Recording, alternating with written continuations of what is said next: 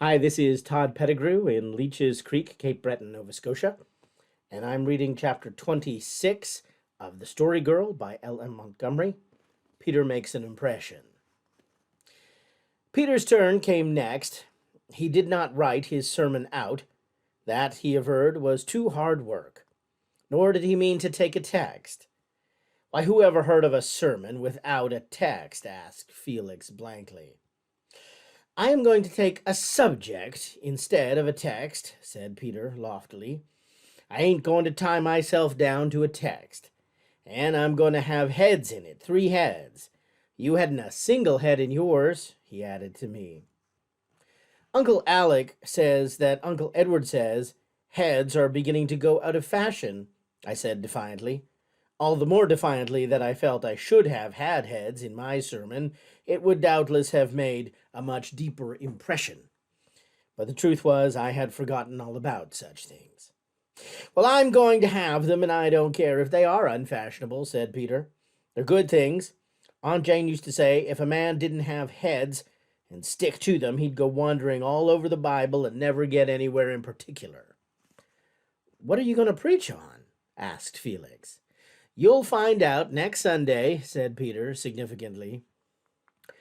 The next Sunday was in October, and a lovely day it was, warm and bland as June. There was something in the fine, elusive air that recalled beautiful, forgotten things and suggested delicate future hopes. The woods had wrapped fine, woven gossamers about them, and the westering hill was crimson and gold. We sat around the pulpit stone and waited for Peter and Sarah Ray. It was the former's Sunday off, and he had gone home the night before, but he assured us he would be back in time to preach his sermon. Presently he arrived and mounted the granite boulder as if to the manor born. He was dressed in his new suit, and I, perceiving this, felt that he had the advantage of me. When I preached, I had to wear my second-best suit, for it was one of Aunt Janet's laws that we should take our good suits off when we came home from church. There were, I saw, compensations for being a hired boy. Peter made quite a handsome little minister in his navy blue coat, white collar, and neatly bowed tie. His black eyes shone, and his black curls were brushed up in quite a ministerial pompadour, but threatened to tumble over the top in graceless ringlets.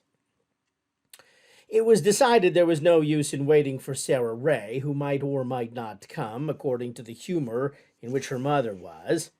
Therefore, Peter proceeded with the service. He read the chapter and gave out the hymn with as much sang-froid as if he had been doing it all his life. Mr. Marwood himself could not have bettered the way in which Peter said, "We will sing the whole hymn, omitting the 4th stanza." That was a fine touch, which I had not thought of. I began to think that, after all, Peter might be a foeman worthy of my steel. When Peter was ready to begin, he thrust his hands into his pockets, a totally unorthodox thing. Then he plunged in without further ado, speaking in his ordinary conversational tone, another unorthodox thing. There was no shorthand reporter present to take that sermon down, but if necessary, I could preach it over verbatim, and so I doubt not could every one that heard it. It was not a forgettable kind of sermon. "Dearly beloved," said Peter, "my sermon is about the bad place. In short, about hell."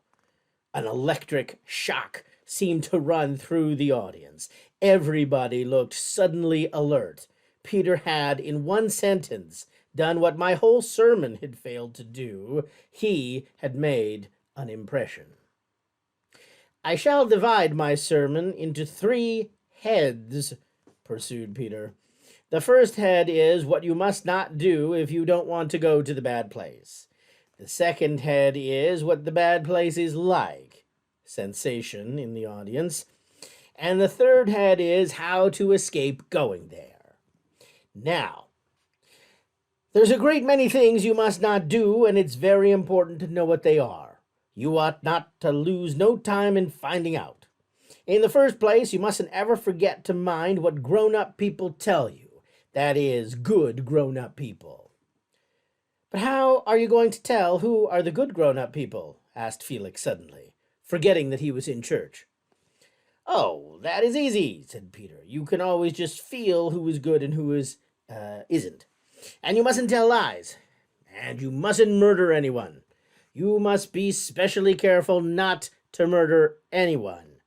You might be forgiven for telling lies if you was real sorry for them, but if you murdered anyone, it would be pretty hard to get forgiven, so you'd better be on the safe side. And you mustn't commit suicide, because if you did that, you wouldn't have any chance of repenting it. And you mustn't forget to say your prayers, and you mustn't quarrel with your sister. At this point, Felicity gave Dan a significant poke with her elbow, and Dan was up in arms at once. Don't you be preaching at me, Peter Craig, he cried out. I won't stand it. I don't quarrel with my sister any oftener than she quarrels with me. You could just leave me alone. Who's touching you? Demanded Peter. I didn't mention no names. A minister can say anything he likes in the pulpit as long as he doesn't mention any names, and nobody can answer back. All right, but you just wait till tomorrow, growled Dan, subsiding reluctantly into silence under the reproachful look of the girls. You must not play any games on Sunday, went on Peter. That is, any weekday games, or whisper in church, or laugh in church. I did that once, but I was awful sorry. And you mustn't take any notice of Patty, of the family cat, at family prayers, not even if he climbs up on your back. And you mustn't call names or make faces. Amen, cried Felix, who had suffered many things because Felicity so often made faces at him. Peter stopped and glared at him over the edge of the pulpit stone. You haven't any business to call out a thing like that right in the middle of a sermon, he said. They do it in the Methodist Church of Markdale, protested Felix, somewhat abashed. I've heard them. I know they do. That's the Methodist way. And it is all right for them. I haven't a word to say against the Methodists. My Aunt Jane was one, and I might have been one myself if I hadn't been so scared of the Judgment Day. But you ain't a Methodist. You're a Presbyterian, ain't you? Yes, of course. I was born that way. Very well, then. You've got to do things the Presbyterian way. Don't let me hear any more of your amens, or I'll amen you. Oh, don't anybody interrupt again, implored the story girl. It isn't fair. How can anyone preach a good sermon if he is always being interrupted? Nobody interrupted Beverly. Bev didn't get up there and pitch into us like that, muttered Dan. You mustn't fight, resumed Peter undauntedly. That is, you mustn't fight for the fun of fighting, nor out of bad temper. You must not say bad words or swear. You mustn't get drunk, although of course you wouldn't be likely to do that before you grow up, and the girls never. There's probably a good many other things you mustn't do, but these I've named are the most important. Of course, I'm not saying you'll go to the bad place for sure if you do them. I only say you're running a risk. The devil is looking out for the people who do these things, and he'll be more likely to get after them than to waste time over the people who don't do them. And that's about all the first head of my sermon. At this point, Sarah Ray arrived, somewhat out of breath. Peter looked at her reproachfully. You've missed my whole first head, Sarah, he said. That isn't fair when you're to be one of the judges. I think I ought to preach it over again for you. That really was done once. I know a story about it, said the story girl. Who's interrupting now? Said Dan slyly. Never mind, tell us the story, said the preacher himself, eagerly leaning over the pulpit. It was Mr. Scott who did it, said the story girl. He was preaching somewhere in Nova Scotia, and when he was more than halfway through his sermon, and you know sermons were very long in those days, a man walked in. Mr. Scott stopped until he had taken his seat. Then he said, My friend, you are very late for this service. I hope you won't be late for heaven. The congregation will excuse me if I recapitulate the sermon for our friend's benefit. And then he just preached the sermon over again from the beginning. It is said that that particular man was never known to be late for church again. Served him right, said Dan. but it was pretty hard lines on the rest of the congregation. Now, let's be quiet so Peter can go on with his sermon, said Cecily. Peter squared his shoulders and took hold of the edge of the pulpit. Never a thump he thumped, but I realized his way of leaning forward and fixing this one or that one of his hearers with his eye was much more effective. I've come now to the second head of my sermon, what the bad place is like. He proceeded to describe the bad place. Later on, we discovered that he had found his material in an illustrated translation of Dante's Inferno, which had once been given to his Aunt Jane as a school prize. But at the time, we supposed he must be drawing from biblical sources. Peter had been reading the Bible steadily ever since what we referred to as the Judgment Sunday, and he was by now almost through it. None of the rest of us had ever read the Bible completely through, and we thought Peter must have found his description of the world of the lost in some portion with which we were not acquainted. Therefore, his utterances carried all the weight of inspiration, and we sat appalled before his lurid phrases. He used his own words to clothe the ideas he found, and the result was a force and simplicity that struck home to our imaginations. Suddenly, Sarah Ray sprang to her feet with a scream that changed into strange laughter. We all, preacher included, looked at her aghast. Cecily and Felicity sprang up and caught hold of her. Sarah Ray was really in a bad fit of hysterics, but we knew nothing of such a thing in our experience, and we thought she had gone mad. She shrieked, cried, laughed, and flung herself about. She's gone clean crazy, said Peter, coming down out of his pulpit with a very pale face. You've frightened her crazy with your dreadful sermon, said Felicity indignantly.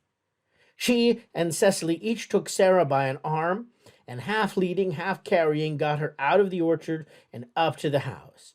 The rest of us looked at each other in terrified questioning. You've made rather too much of an impression, Peter, said the Story Girl miserably. Well, she needn't have got so scared. If she'd only waited for the third head, I'd have showed her how easy it was to get clear of going to the bad place and go to heaven instead. But you girls are always in such a hurry, said Peter bitterly. Do you suppose they'll have to take her to the asylum? Said Dan in a whisper. Hush, here's your father, said Felix. Uncle Alec came striding down the orchard. We had never before seen Uncle Alec angry, but there was no doubt that he was very angry. His blue eyes fairly blazed at us as he said, What have you been doing to frighten Sarah Ray into such a condition? We were just having a sermon contest, explained the Story Girl tremulously, and Peter preached about the bad place, and it frightened Sarah. That is all, Uncle Alec. All? I don't know what the result will be to that nervous, delicate child. She's shrieking in there, and nothing will quiet her. What do you mean by playing such a game on Sunday, and making a jest of sacred things? No, not a word. The Story Girl had attempted to speak. You and Peter march off home, and the next time I find you up to such doings on Sunday or any other day, I'll give you cause to remember it till your latest hour. The Story Girl and Peter went humbly home, and we went with them. I can't understand grown-up people, said Felix despairingly. When Uncle Edward preached sermons, it was all right. But when we do it, it's making a jest of sacred things. And I heard Uncle Alec tell a story once about being nearly frightened to death when he was a little boy by a minister preaching on the end of the world. And he said that was something like a sermon. You don't hear such sermons nowadays. But when Peter preaches just such a sermon, it's a very different story. It's no wonder we can't understand the grown-ups, said the Story Girl indignantly, because we've never been grown-up ourselves. But they have been children, and I don't see why they can't understand us. Of course, perhaps we shouldn't have had the contest on Sundays, but all the same, I think it's mean of Uncle Alec to be so cross. Oh, I do hope poor Sarah won't have to be taken to the asylum. Poor Sarah did not have to be. She was eventually quieted down and was as well as usual the next day, and she humbly begged Peter's pardon for spoiling his sermon. Peter granted it rather grumpily, and I fear that he never really quite forgave Sarah for her untimely outburst. Felix, too, felt resentment against her because he had lost the chance of preaching his sermon. Of course, I know I wouldn't have got the prize, for I couldn't have made such an impression as Peter, he said to us mournfully, but I'd like to have had a chance to show what I could do. That's what comes of having those crybaby girls mixed up in things. Cecily was just as scared as Sarah Ray, but she'd more sense than that to show it like that. Well, Sarah couldn't help it, said the Story Girl charitably. But it does seem as if we'd had dreadful luck in everything we've tried lately. I thought of a new game this morning, but I'm almost afraid to mention it, for I suppose something dreadful will come of it, too. Oh, tell us what it is, everybody entreated. Well, it's a trial by ordeal, and we're to see which of us can pass it. The ordeal is to eat one of the bitter apples in big mouthfuls without making a single face. Dan made a face to begin with. I don't believe any of us can do that, he said. You can't, if you take bites big enough to fill your mouth, giggled Felicity, with cruelty, and without provocation. Well, maybe you could, retorted Dan sarcastically. You'd be so afraid of spoiling your looks that you'd rather die than make a face. I suppose no matter what you ate. Felicity makes enough faces when there's nothing to make faces at, said Felix, who had been grimaced at over the breakfast table that morning and hadn't liked it. I think the bitter apples would be real good for Felix, said Felicity. They say sour things make people thin. Let's go and get the bitter apples, said Cecily hastily, seeing that Felix, Felicity, and Dan were on the verge of a quarrel more bitter than the apples. We went to the seedling tree and got an apple apiece. The game was that everyone must take a bite in turn, chew it up, and swallow it without making a face. Peter again distinguished himself.